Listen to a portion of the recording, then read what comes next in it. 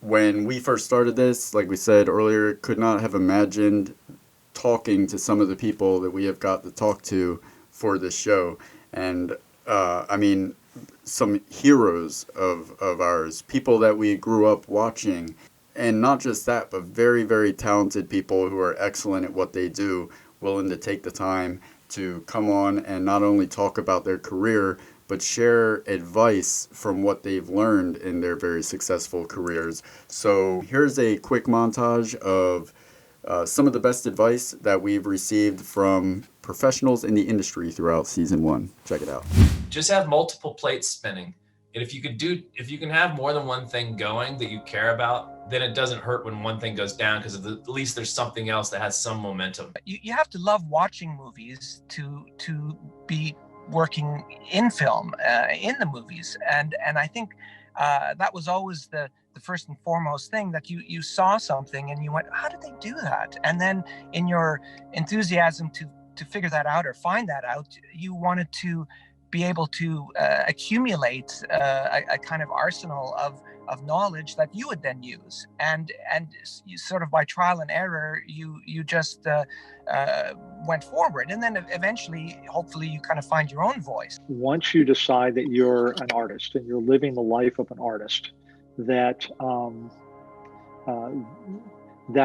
the thing. Keep working towards that. Keep hustling. Keep every day is you can call it the grind, but I don't know if it's the grind. I think it's just the life. I think it just is what you do. The idea of being a humor, a TV writer or any kind of writer seems so crazy and so out there that like people would laugh at me. My parents were like, what are you talking about? You're going to be like a graphic design guy, maybe, or whatever. You're never going to leave the state. When I'm learning my lines, I learn them, but I don't set how I'm going to do them. I think about what I'm trying to do. And then when I meet that person, I go, well, how am I going to try to do that to that person, that specific person? You definitely develop a tough skin. It's earned and it's learned. But I will tell you, casting directors, their job is to get the best person for the part. And oftentimes, that has nothing to do with you.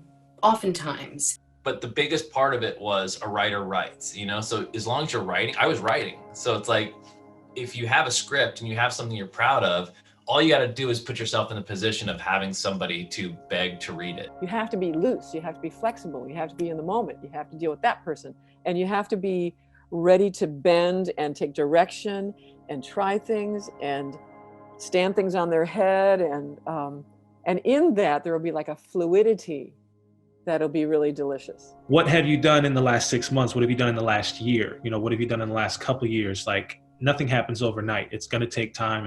It takes hard work. I think my advice is kind of finish the game, because it feels like a lot of people write and then they just give up. As Hamlet would say, the readiness is all. You get this opportunity, you get on a set and you don't know what you're doing, then you've lost your opportunity. There's only one time to make a first impression, as they say. The ratio of, bookings to denials is it's pretty big. I mean, that's the name of the game. You go out for 10 projects, you get one. Even if you have the most supportive family, there's like when I said I'm going to go do stand-up comedy, like after college, they're like, it was supportive concern. Do you know what I mean? Where you're like, well, you're running into a fire that is hot, sir. A true artist, as you're saying, there's passion and there's form. If you just have all passion, and you have no form, it's not art. It's really about absorbing that failure. And I failed over and over. And even when it seemed like you get a little traction and like, oh, people like this script, then it dies. And you literally have to write another one. There's no substitute to doing. There's a lot, you can spend a lot of time talking about stuff, but you really just have to hunker down and do it. I remember when I was younger, I'd go into rehearsal and go, yeah, well, I'm going to kind of do it, something like this. No, I use every second of rehearsal because I know that 2 weeks into the run, I'm going to still be finding new things.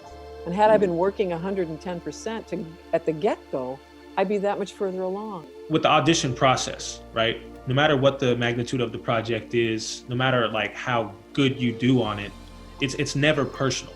The Hollywood industry, it's a business at the end of the day.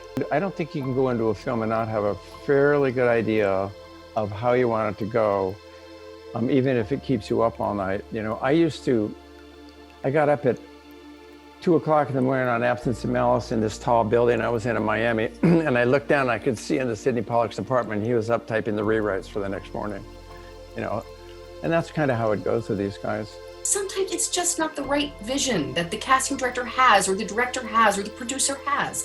And sometimes it's not on you. And what is on you is for you to do the best job that you can, because they will remember you for the next one. Guess what? They brought me in next for fucking years, and guess what? I booked it.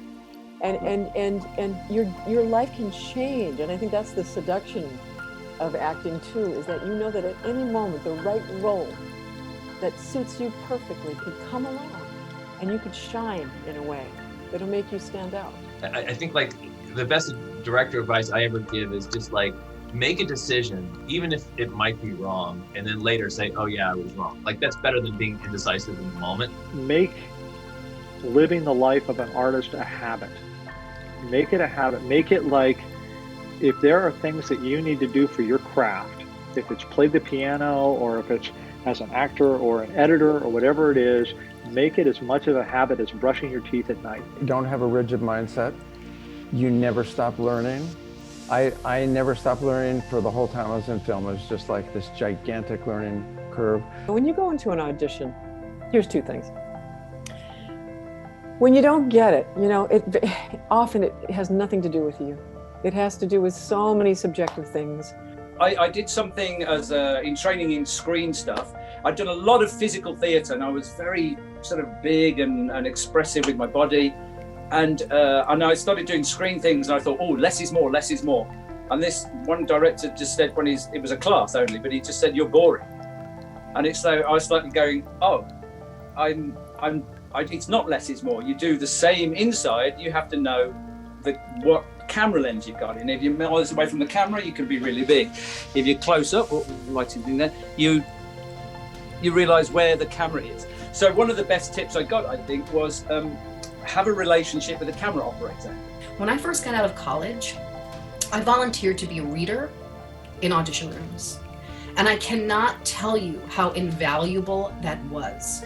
When you're in one of these BFA programs, it's not really something you get to do. What you get to do is you're in a room and you see 500 people come in for the same role.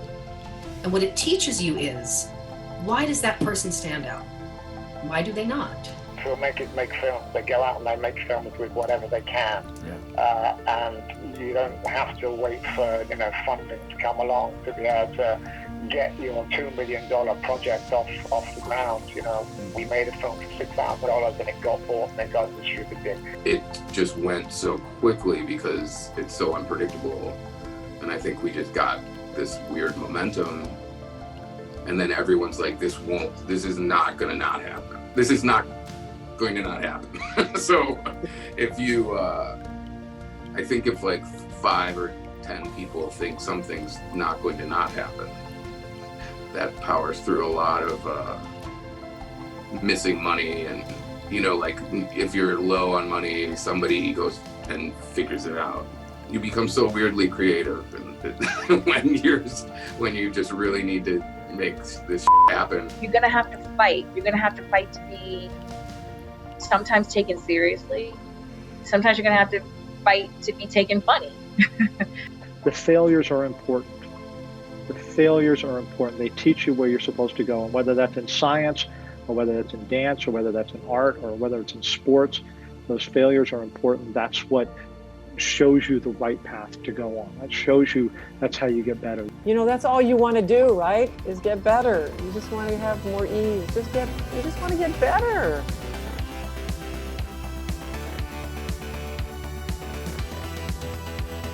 Find us in all these links. It's coming up right now.